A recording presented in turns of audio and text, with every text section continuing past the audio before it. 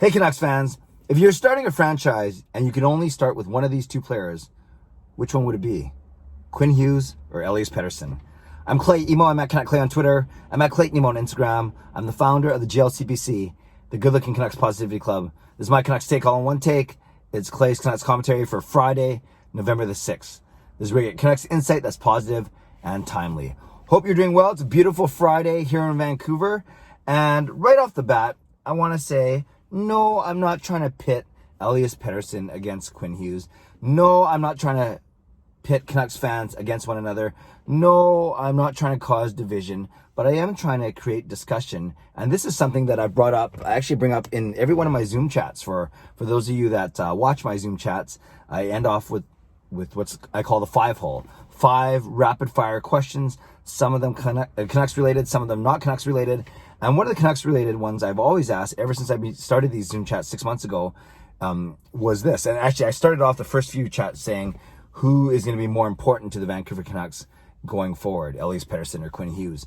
And then I've just kind of rejigged the wording a little bit to say, you know, if you were starting a franchise, which player would you start with, Elias Pettersson or Quinn Hughes?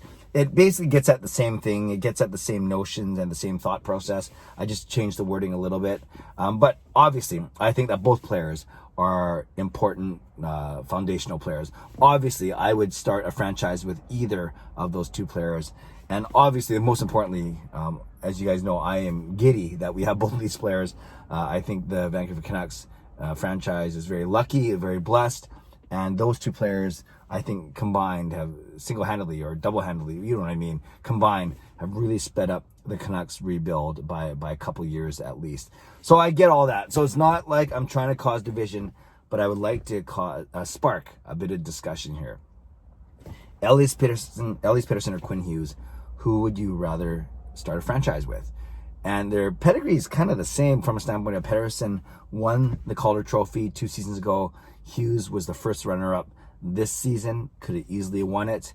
And it's funny that their contracts end at the same time, even though Pettersson has a full year of experience on Hughes. And that's because at the end of the season, 2 seasons ago, we brought up Hughes for a 5-game stint. And in that 5-game stint, he actually burns a year of his contract when it comes to contract length, ELC, entry-level contract, but does not make him, not burn a year when it comes to stuff like arbitration and RFA, offer sheets and stuff, which is a good thing. So that's kind of like the best case scenario for a player like Quinn Hughes is, well, it's a best case scenario if he wants to get to his second contract faster. You know, I often think, did the Canucks really have to bring him up for those 5 games? Why not just wait? And then you'd actually have another year of cost certainty. Imagine if Hughes didn't play those 5 games and truly last season was his first NHL season. Then he'd actually have 1 more year in his ELC, and then you wouldn't have to worry about upping Hughes and Pettersson at the same time. If you follow what I'm saying, Pettersson would be a year ahead. But obviously, there's a desire from Quinn Hughes to get in the lineup as soon as he can, and it gave Canucks fans something to look forward to all summer. That's for sure. Last summer, and then of course. The Canucks probably want to build some excitement as well. So obviously they came to that decision together, and the ramification is that he's up for a new contract, his second contract, 1 year sooner than he technically needed to be. But that's not what this video is about, even though I spent a minute talking about it. So obviously, Elias Pettersson, we build the case for him. 2017 5th overall draft pick. You could argue that he's been the best player to come out of that draft for sure. The good competition. You had Hischier and Patrick went 1-2, and of course Heiskanen and Makar went 3-4. And you could argue that actually no, Hischier's good too. So 3 of those 4 players have been really good. Patrick's had some injury issues, and there's no one that was picked after Petey that has performed better than him. Although there's some really good players there. So Pettersson, we know, franchise center, number 1 center, and every time he touches the puck, we anticipate something cool to happen. And I talked about this yesterday. He had to adjust his game in his second season. His first season, no one knew a thing about him, so he could set up on that right faceoff dot and rip one-timers on the power play. We saw how good he was at deking and breaking ankles, at making goalies and opposing forwards and defensemen look silly. And he did all that in his rookie year on his way to winning a Calder Trophy. And then last year, teams played him a little tougher.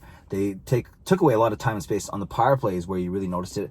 So Petey was forced to find other ways to create, and he still generated the same amount of points per game. And there are different types of assists. Obviously, he had a wonderful score in JT Miller on his line.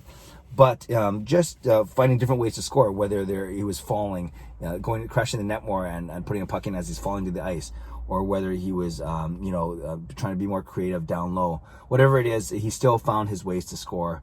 And he had an excellent second season, a wonderful sophomore season, leading the Canucks, to a playoff position and performing very well in the playoffs. And then off the ice, we're starting to see him develop his brand, so to speak, his personality, whether it's the funny TikTok and Instagram videos, or whether it's appearing on podcasts and getting a small portion of this fan base mad at him. You guys know what I'm talking about. But regardless, I think we are lucky to have him, and he's certainly developing a wonderful brand and personality for himself, making him very beloved by Canucks fans. So, and it was a nice transition, right? After Henrik Sedin had his peak years in 2009, 10, 11, 12, and then it started to come down a little bit. There's a bit of a valley up until it went back up to obviously a number one center in someone like Elias Pettersson. Bo Horvat was there to kind of stem the tide a little bit, but we're lucky that we do. There are a lot of teams that don't have a number one centerman that is as good as Elias Pettersson. So that's the case for Petey. Do you want to start your team with a franchise center and build around him? Here's the case for Quinn Hughes. Yes, he didn't win the Calder, but he could have. He was drafted 7th overall in 2018, and you could argue he's been the best player out of that draft. I think Rasmus Dahlin, who is number one, has started really good in Svechnikov. So I look at those three guys right now as the best out of that draft class. But still, Hughes, he's kind of given the Canucks something on the blue line that we've never had. We've had good skating defensemen before, guys like Jyrki Lumme and Ed Jovanovski, but none of them were able to do what Hughes does. And I just think when he's in the offensive zone, Quinn Hughes is such a joy to watch. The way he can pivot, turn, lose guys. Like, there's so many times where, especially on a power play, where an opposing forward closes the gap. It looks like he closes the gap on Hughes, and Hughes with just one quick turn or pivot, and his edge work just skates away, and now it's a 5-on-3 as opposed to a 5-on-4. So I just love the way that Hughes works that, top left of the blue line on the power play. I love the way he walks the line, as we like to say. And I love the way how he can activate too. He's created some points by rushing down the left side boards and then either charging the net or making a beautiful centering pass. So I love what Hughes does in the offensive zone. His shot, I think, is underrated. We saw that he was able to score on some slap shots and snap shots from the point. And I often wonder what Hughes would be like as a forward, actually, because then you have to worry so much about you start to play defense, but the focus is a little different. But that's another vlog. So I love what Hughes does in the offensive zone. On the defensive zone, he's never going to be the biggest guy, never going to be the strongest guy. So he has to really work hard with his body positioning, with his skating, and with his stick and all that kind of things. And there have been times, and there will be times where he'll be out-muscled, and that's just something you have to live with when you're not a big guy like Quinn Hughes. But his skating and his puck awareness and his passing, getting out of the zone, whether he's the one skating it out or skating it into the offensive zone, whether he's the one gaining the neutral zone, whether he's making a quick turn or a quick pivot to get away from a forward-checking forward and opening up some space, or making a really, really good pass. And we saw that beautiful bank pass in the playoffs to end off one of the games. We've seen how good of a passer he is. And the passing you see in all three zones, but really when you think of his passing, his skating, his vision, and his ability to protect the puck is so valuable in getting out of the zone as well. So we know all this about Quinn Hughes. We know that he's effective in all three zones, and we know that we've never had a defenseman quite like him. So, Canucks fans, obviously I didn't have to build a case for either of them. You guys know all of their good attributes. And who would you rather start a franchise with? Do you take the number one, the foundational elite centerman, or do you take the number one foundational elite defenseman? I will say, if I had to pick one, I would take Quinn Hughes. And I think it has a little bit to do with the fact that we've been blessed with pretty good number one centers in our franchise.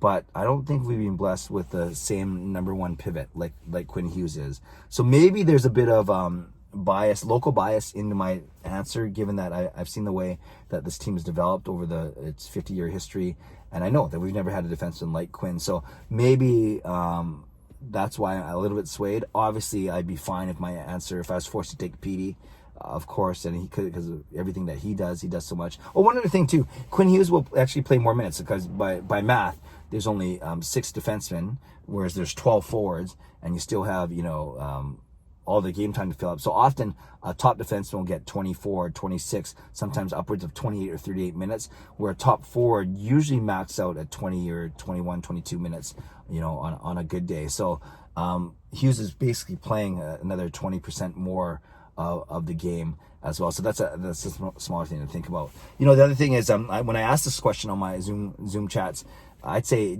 75 to 80% of the people are saying Quinn Hughes. They always say, "Oh, that's a tough question. Why are you making me pick?" And that's kind of like the whole point.